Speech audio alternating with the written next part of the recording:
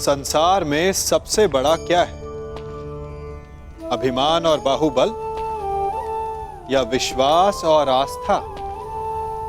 निश्चित रूप से बाहुबल के महत्व को नकारा नहीं जा सकता।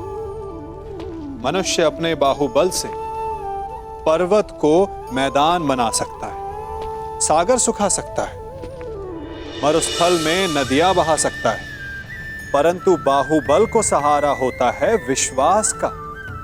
यदि मन में विश्वास ना हो तो बाहुबल किसी काम का नहीं। वो कौन सा बल है कि मोर आकाश की ओर ताकते हैं? वो विश्वास ही तो है जिसके कारण वर्षा होती है और दोनों की प्यास बुझती है। परंतु जब पाप के बाहुबल का सामना धर्म के विश्वास से होता है तो बाहुबल हार जाता है और जीतता है विश्वास। विजय होती है आस्था की। यदि आप सत्य के मार्ग पर चल रहे हैं और आप अपने इष्ट में आस्था रखते हैं तो किसी भी पापी का बल आपका कुछ नहीं बिगाड़ सकता।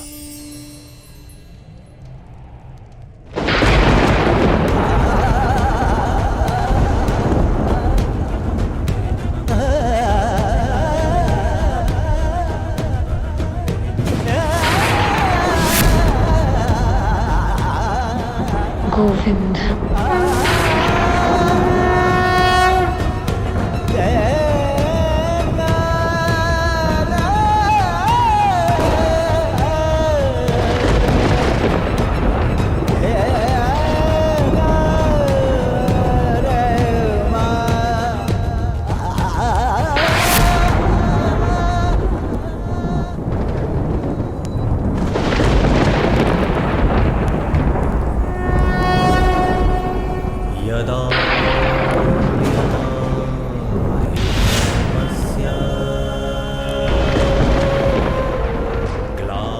इस चीर के हर धागे का ऋण 100 गुना करके चुकाएगा तुम्हारा ये सखा। अभ्युत्थानम् अधर्मस्य तदात्मानं सृजाम्यहम्।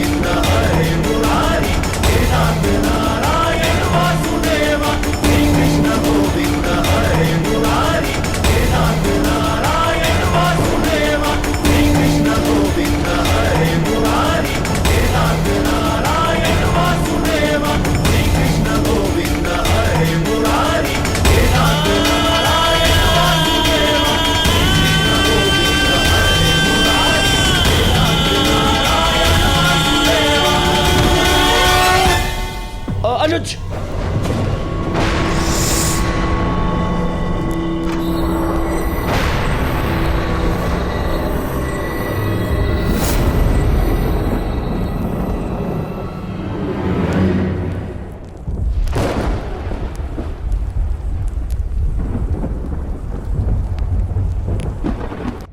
द्रौपदी,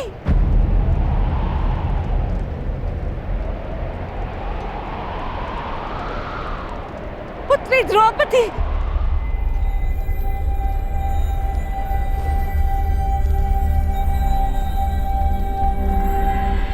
ये क्या अनर्थ हो रहा है सभा में?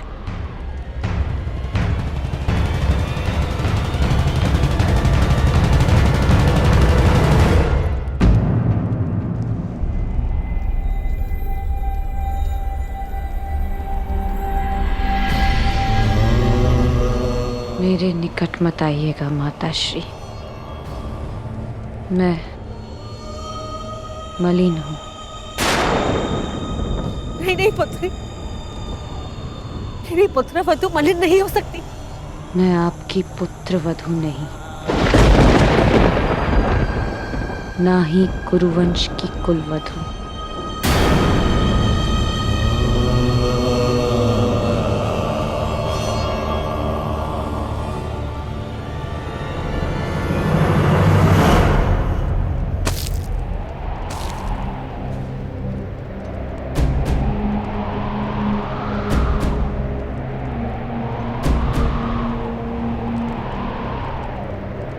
और ना ही आपके पुत्रों की पत्नी।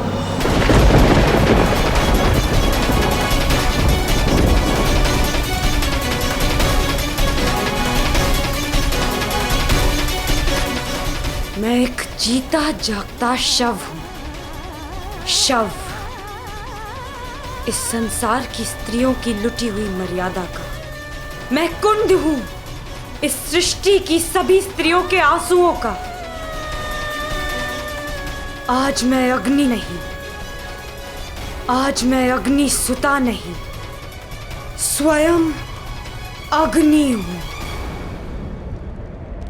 इस मूक मौन सभा के शमशान में जलते हुए नारी के मान के चिता की अग्नि हूं मैं, जो सब कुछ भस्म कर देगी, सब कुछ नाश कर देगी।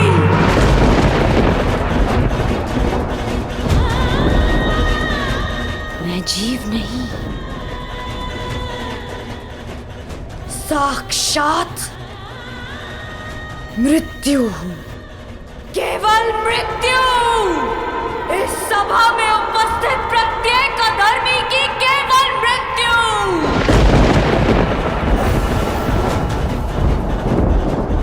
जो इस नग्न सभा में विनाश का नग्न नृत्य करेगी, जो सभा मेरा अपमान देखकर मौन रही, वो सदा के लिए मौन रह जाएगी। मुझसे हरण किए गए वस्त्र इस सभा में सभी के शव वस्त्र बनेंगे। जिसने मेरे अपमान पर अट्टहास किया, उन सबकी मृत्यु पर ऐसा विलाप होगा कि संसार युगों तक स्मरण रखेगा।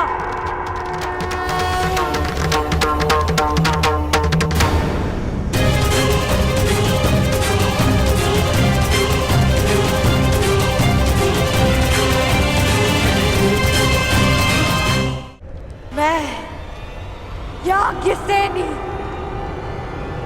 श्राप देती हूँ इस सभा को। नहीं पुत्री, इन्हें श्राप मत दो। अपनी ज्येष्ठ माता की बात सुन लो। क्यों सुनूं मैं किसी की? क्यों? जब मेरी चीत्कार किसी ने नहीं सुनी तो फिर क्यों?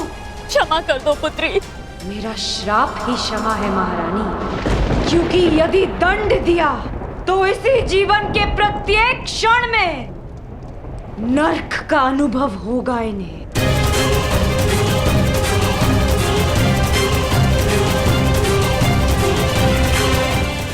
हाँ पुत्री पांचाली,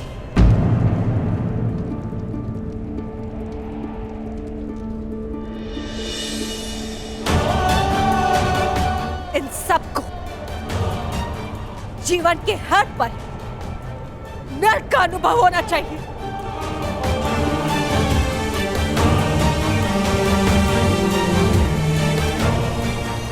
हस्तिनापुर के रक्षकों के मध्य, हस्तिनापुर के आचार्यों के रहते, संसार के सबसे बड़ी नीतिवानों के मध्य यह नर्क कैसे हुआ? मैं आपसे पूछती महामंत्री, हस्तिनापुर में अंधे युग का प्रारंभ कैसे हुआ? क्यों नहीं आपने इच्छा मृत्यु मांग ली तांश्री? और आपने क्यों नहीं अपने ही वाणों से अपने हृदय को भेद लिया द्रोणाचार्य?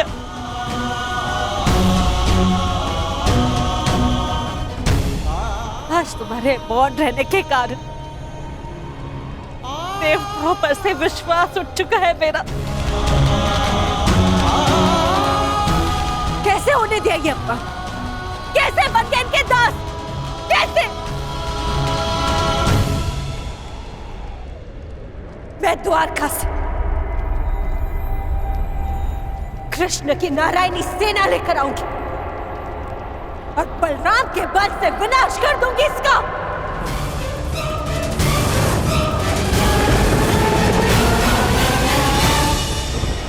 सुन रहे हैं आप महाराज?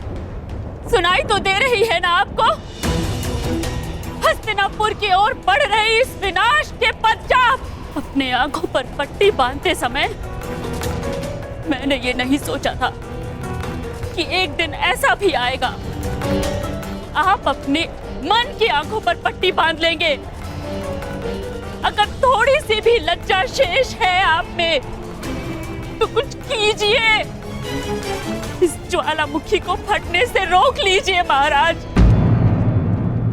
आज निश्चित रूप से ही हस्तिनापुर लज्जित हुआ है। पांचाली पुत्री, मैं तुम्हें वर देता हूं, तुम जो चाहोगी वैसा ही होगा। क्या चाहती हो पुत्री? मांगो, मेरा वचन है तुम्हें। एक स्त्री के लिए उसका मान सबसे बड़ा होता है और इस सभा में पहले उससे उसका सब कुछ छीन लिया और अब ये प्रस्ताव रख रहे हैं कि जो वर मांगोगी मांग लो। अब मैं मांगूंगी नहीं, दूंगी, श्राप दूंगी। मैं याज्ञसेनी इस गुरुकुल को श्राप देती हूँ कि क्षमा करो, मेरे मूर्ख पुत्रों को श्राप देकर उनका त्राण मत करो। तुम्हें जो चाहिए वो मांगो, परंतु श्राप मत दो। मुझसे जो छीना गया वो मुझे कोई नहीं लौटा सकता, परंतु इस अधर्मी खेल में मेरे पतियों से जो छीना गया वो उन्हें लौटा दीजिए।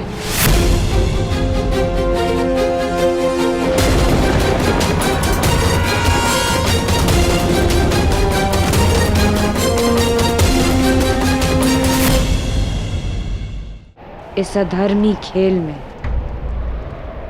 उनसे उनका बल छीना गया, शस्त्र छीने गए, उनका राज्य छीना गया।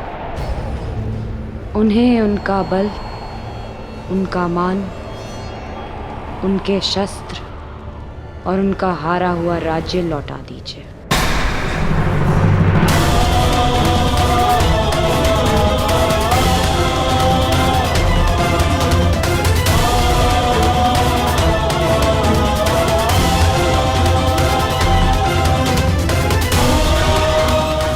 वाह, अब भी मौन है सब। और आप कह रहे थे दिया।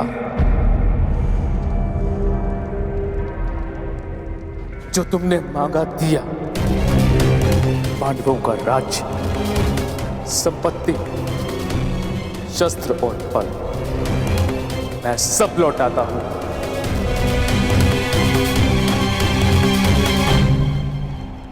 हे पिताश्री, मेरी जीती हुई संपत्ति को लौटाने का अधिकार आपको नहीं है पिताश्री।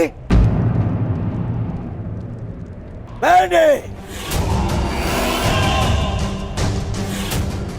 इस युद्ध में जो भी जीता है वो अपने बल पर जीता है, अपने।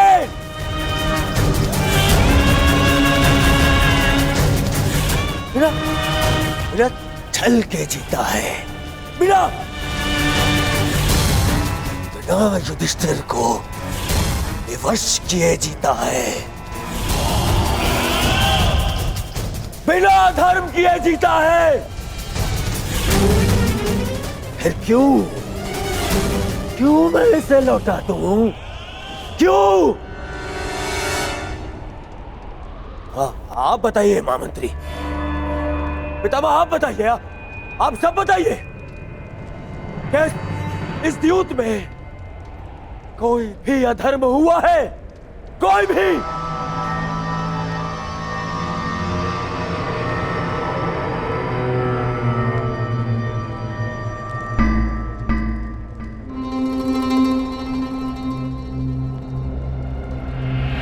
फिर से मौन हो गए सब। अधर्म सामने खड़ा होके पूछ रहा है कि उसने क्या अधर्म किया, और सब फिर से मौन।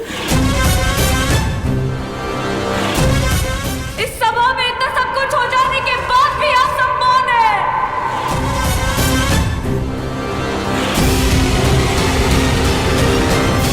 रहिए मौन सब, रहिए मौन। परंतु इस अधर्मी दुर्योधन को उसके कुकर्मों का दंड अवश्य मिलेगा, और उससे पहले इस सभा में उपस्थित वो हर व्यक्ति जिसने मौन रहकर ये अधर्म होते हुए देखा, उन्हें उनके मौन रहने का दंड मिलेगा।